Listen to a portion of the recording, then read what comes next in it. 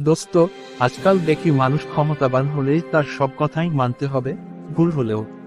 না রে, ইসলাম এভাবে শেখায় না। রাসূলুল্লাহ সাল্লাল্লাহু আলাইহি ওয়াসাল্লাম স্পষ্ট বলেছেন, যে আল্লাহর অবাধ্য হয় তার আনুগত্য করা যাবে না। কানজুল উম্মাল। তাহলে তো মানুষের সন্তুষ্টির জন্য গুনাহের পথে যাওয়াটা ঠিক না। একদম ঠিক।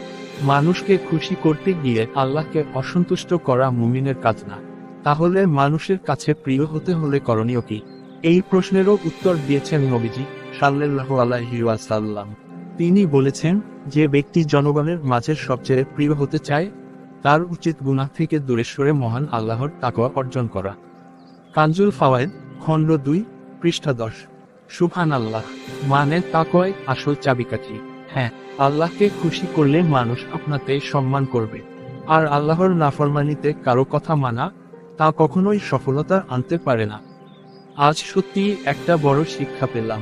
আপনারা কি শিক্ষা পেলেন জানাবেন। এরকম ভিডিও পেতে লাইক, কমেন্ট, শেয়ার